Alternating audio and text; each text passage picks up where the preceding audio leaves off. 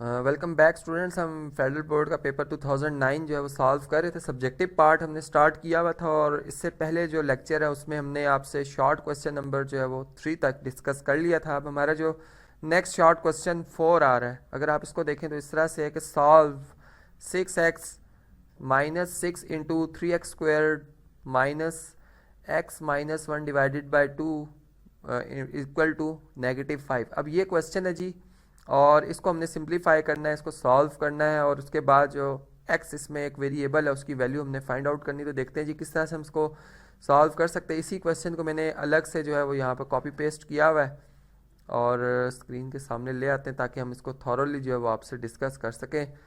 Start करते हैं जी। यहाँ पे क्वेश्चन नंबर लिखा जाएगा, सॉल्यूशन की हेडिंग आएगी और फिर इसके बाद अगेन वही जो क्वेश्चन गिवन है उसको लिखा जाएगा, जो कि है 6x माइनस 6 इंटू सॉरी यहाँ पर 6 आएगा, फिर ब्रैकेट है जी 3x² minus x difference 1 divided by 2 bracket close equal to -5। अब इसको जी सॉल्व करना है हमने। तो सबसे पहले ब्रैकेट्स को सॉल्व किया जाता है, आप जानते हैं। तो इसमें यहाँ पर अगर आप देखें तो ब्रैकेट में जो फर्स्ट टर्म है इसका डिनोमिनेटर 1 है, जबकि सेकंड टर्म का डिनोमिनेटर 2 है। तो इनका जो एलसीएम होगा जी, एलसीएम से यहाँ पर इनका एलसीएम लिया जाएगा जो कि 2 है।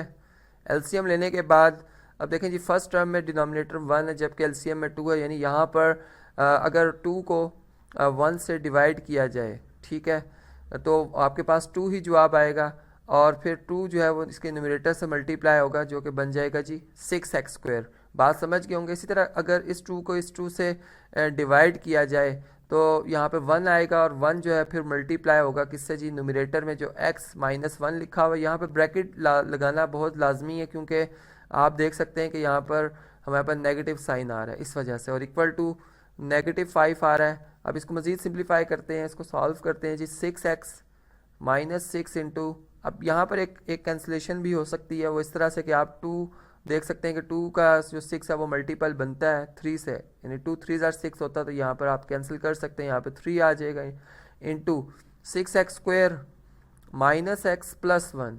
अब यहाँ पर ये भी तरतीब आप देख लीजिएगा, जब ब्रैकेट को ओपन किया जाएगा तो यहाँ पर साइन जो है वो चेंज होंगे ब्रैकेट में जो मौजूद टर्म्स हैं उनके, और यहाँ पर अब हमारे पास ये एक्सप्रेशन आ गया। और इसको अगर फर्दर हम सिंप्लीफाई करते हैं तो ये हमारे पास कुछ इस तरह से बनता है कि 3 जो है ब्रैकेट में मौजूद तमाम टर्म से मल्टीप्लाई होगा डिस्ट्रीब्यूटिव प्रॉपर्टी की तहत, तो यहाँ पर 18x² आ जाएगा, जबकि ये नेगेटिव इंटू नेगेटिव पॉजिटिव होता है जी 3x, और इस तरह negative into positive negative sign आएगा और 3 1 3 आ जाएगा इक्वल टू -5। अभी बात आप समझ गए होंगे। एक दफ़ा आप यहाँ पर मैं इस तरह से एरोज से समझा देता हूँ कि 3 ने इन तमाम नंबर से क्या होना जी, मल्टीप्लाई होना है इस तरह से।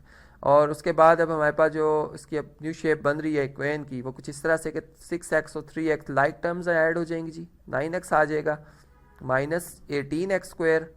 और अगर इस कांस्टेंट टर्म को जो 5 है इसको शिफ्ट किया जाए पॉजिटिव 5 हो जाएगी, यहाँ पर 0 रह जाएगा, कोई भी टर्म नहीं है, 0 टर्म यानी 0 रह गया एक्सप्रेशन के तौर पर। अब यहाँ पर अगर आप देखें तो हमारे पास अगर इनको हम एक ऑर्डर में लिखें डिसेंडिंग ऑर्डर में, तो 18x² चूँकि ये हमारे पास हाईएस्ट एक्सपोनेंट वाली टर्म है तो इसको सबसे पहले लिखा जाएगा। उसके बाद 9x पॉजिटिव के साथ इसका साइन है, जबकि कांस्टेंट में 5 डिफरेंस 3 जो है ये 2 के इक्वल होता है, +2, तो ये हमारे पास आता है। अब इसमें आप ये भी वर्क कर सकते हैं कि आप अगर ये कहें कि इसमें जो लीडिंग हमारे पास कोफिशिएंट है इसको अगर हम पॉजिटिव बनाना चाहें तो यहाँ पर -1 से -1 से आप इक्वेशन को बोथ साइड पे मल्टीप्लाई कर दें, तो आफ्टर मल्टीप्लिकेशन जो हमारे पास फॉर्म बनेगी कुछ इस तरह से होगी कि ये 18x² बन जाएगा, यहाँ पे 9 नेगेटिव के साथ आ जाएगा, जबकि 2 भी नेगेटिव के साथ आ जाएगा इक्वल टू 0। अब ये क्वेश्चन जो है हम सॉल्व कर सकते हैं जी, इसमें हम फैक्टराइजेशन भी अप्लाई कर सकते हैं, इसमें हम कंप्लीटिंग स्क्वायर मेथड भी अप्लाई कर सकते हैं और इसमें हम क्वाड्रेटिक फार्मूला भी अप्लाई कर सकते हैं। तो इसके लिए अगर आप देखें तो हमारे पास यानी इन दोनों नंबर्स का जो प्रोडक्ट है वो क्या बन रहा है, 36 बन रहा है, और नेगेटिव साइन है यानी यहाँ पर हमने सब्ट्रैक्ट करना है और बड़ी वैल्यू के साथ बिगर वैल्यू के साथ क्या साइन आ रहा है जी, नेगेटिव का आ रहा है। तो यहाँ पर जो इसके फैक्टर बनेंगे मिड टर्म ब्रेक होगी वो इस तरह से होगी जी 12x प्लस 3x -2।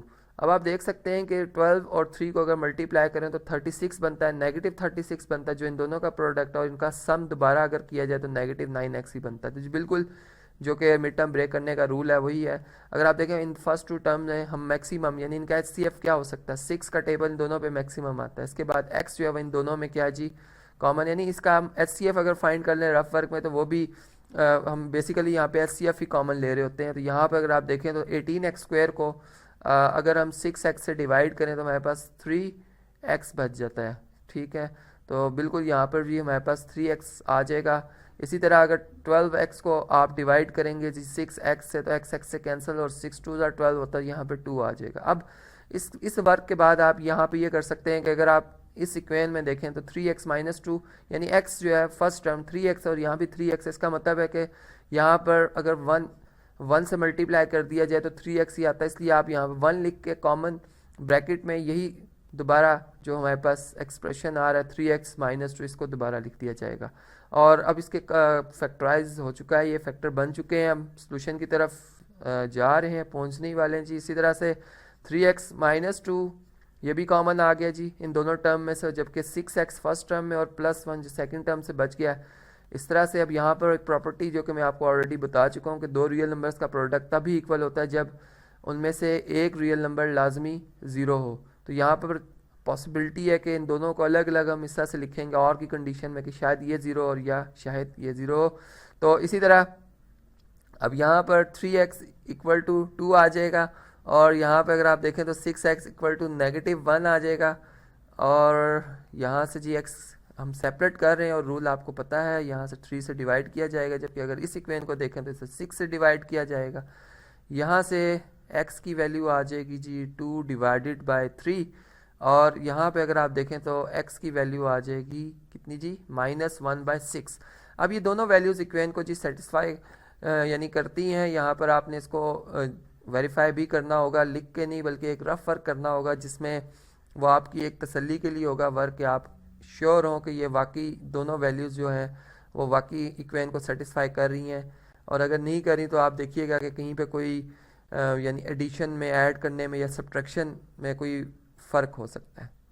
अब ये था जी हमारा शॉर्ट क्वेश्चन। अब इसके बाद जो हमारा जी शॉर्ट क्वेश्चन आ रहा है उसको देख लेते हैं। 5th शॉर्ट क्वेश्चन, इसकी कुछ स्टेटमेंट ऐसे है कि इसमें हमने solve by completing square method, इस क्वाड्रेटिक इक्वेशन को कंप्लीटिंग स्क्वायर मेथड से सॉल्व करना है जिसमें m² - 6m = 15 आ रहा है।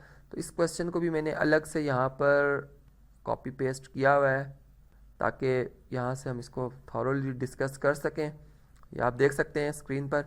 चलें जी इक्वेशन को स्टार्ट करते हैं जी। इक्वेशन लिखते हैं सबसे पहले m² - 6m = 15। इसमें फर्स्ट स्टेप ये होता है कि कांस्टेंट यानी m² का जो कोफिशिएंट है वो 1 होना चाहिए और फिर कांस्टेंट टर्म सेपरेट होनी चाहिए, तो वो ऑलरेडी हमारे पास मौजूद है। इस तरह से फिर हम इसमें जो सेकंड वर्क होता है, जो हमारे पास m का कोफिशिएंट जो कि 6 है इसका हाफ किया जाता है, जो हमारे पास 3 बनता है, और फिर इसका स्क्वायर जो है वो बोथ साइड पे ऐड किया जाता है। तो यहाँ पे मैं लिखूँगा ऐड यहाँ पे चलें इस तरह से शॉर्ट फॉर्म में लिखते हैं जी ऐड, और किसे ऐड करना है जी 3² को ऑन बोथ साइड। और इसका रीज़न क्या है कि हमने यहाँ पर एक फार्मूला कंप्लीट करना है और वो फार्मूला है जी, कौन सा फार्मूला है जी, a² + b² - 2ab का। यहाँ पे चूंकि 6 के साथ नेगेटिव साइन है इसलिए ये हमारे पास जो फार्मूला बनेगा वो a - b होल स्क्वायर का बनेगा। इसी तरह यहाँ पे 15 और 3 का स्क्वायर 9 ऐड हो जाएगा। तो यहाँ पे आप देख सकते हैं फार्मूला बन गया जी m - 3 होल स्क्वायर का, और जबकि यहाँ पे अगर आप देखें तो ये हमारे पास 24 बनता है। और अब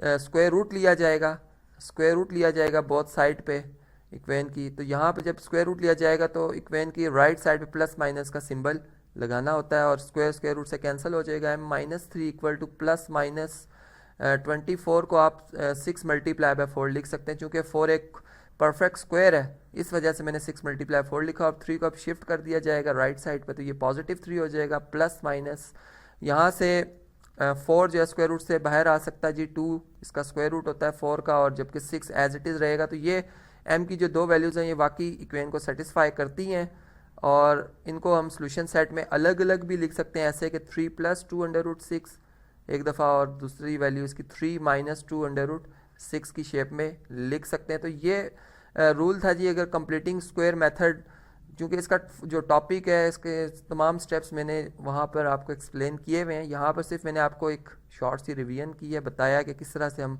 इन्हीं मेथड को दोबारा इस इक्वेशन के लिए अप्लाई कर सकते हैं। तो ये थे जी आज के शॉर्ट क्वेश्चन। नेक्स्ट लेक्चर में हम फर्दर जो हमारे शॉर्ट क्वेश्चन होंगे वो आपसे डिस्कस करेंगे।